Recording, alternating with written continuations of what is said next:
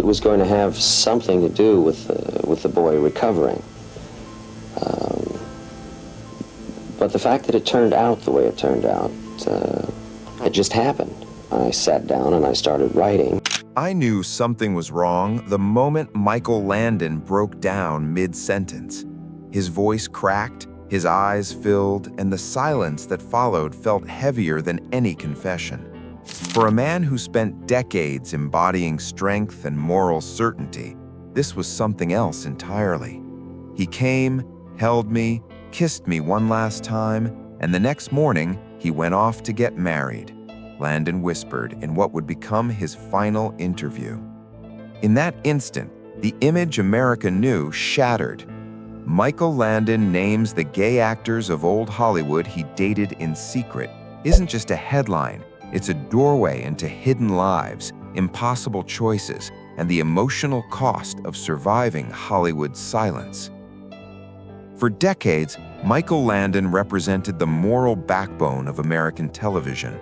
On Bonanza, Little House on the Prairie, and Highway to Heaven, he embodied compassion, family loyalty, and emotional redemption.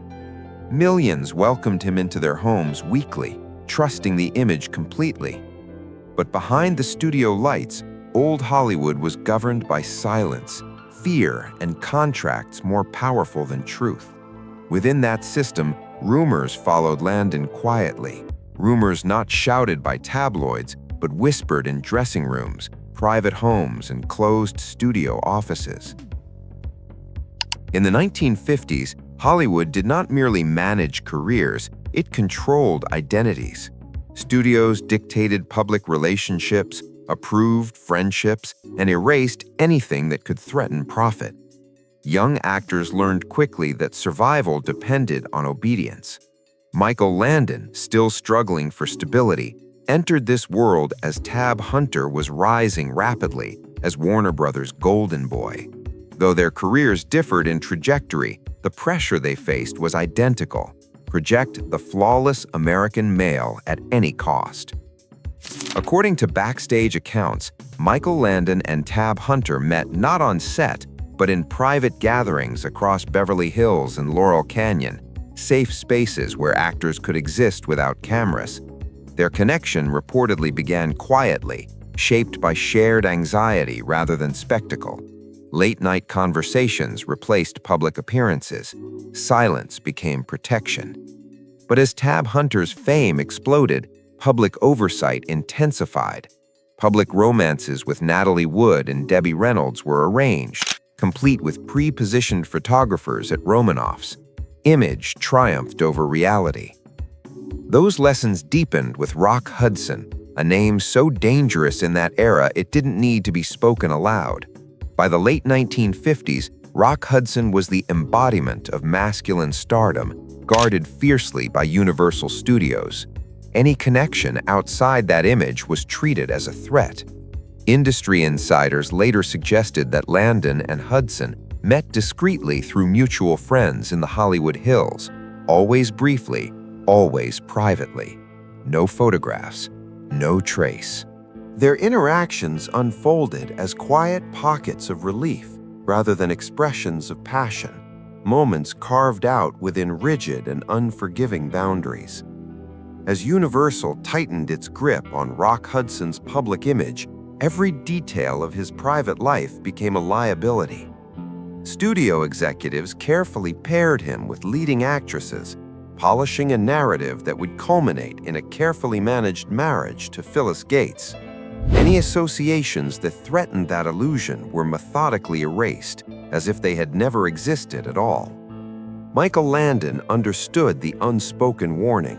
He withdrew without protest, fully aware that a single misstep or the wrong name whispered in the wrong room could dismantle a career before it truly began.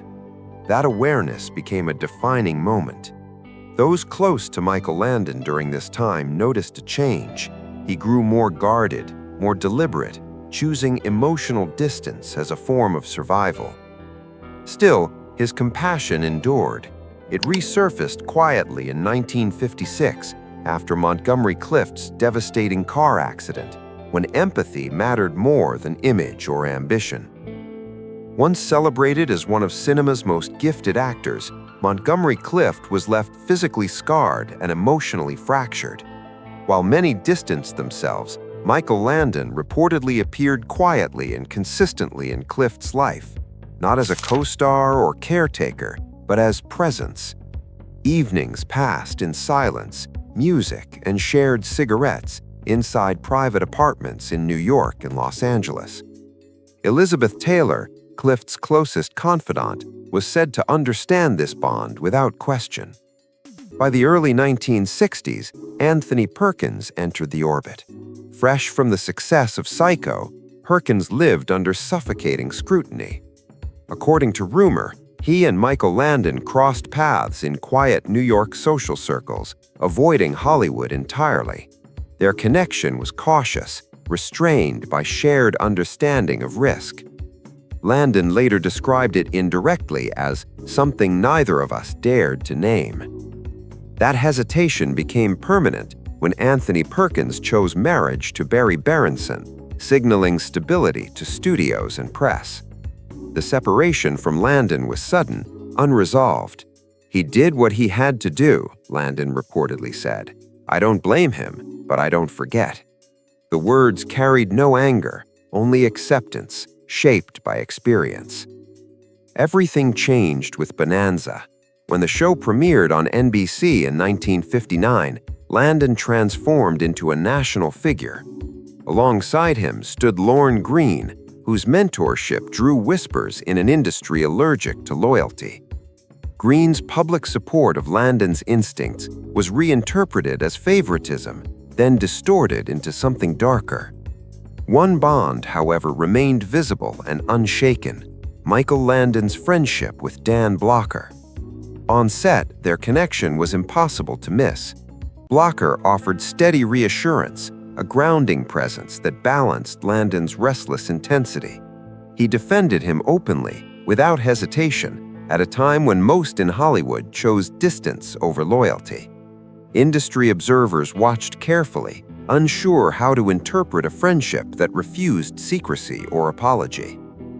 In the end, Michael Landon remains a paradox, a man whose public image promised certainty, while his private life moved through shadows shaped by an unforgiving system. Whether the rumors were true matters less than why they existed at all. Hollywood demanded silence, and Landon learned to survive within it. If this story resonated, remember to like, share, and reflect on the lives behind the legends. Thanks for watching.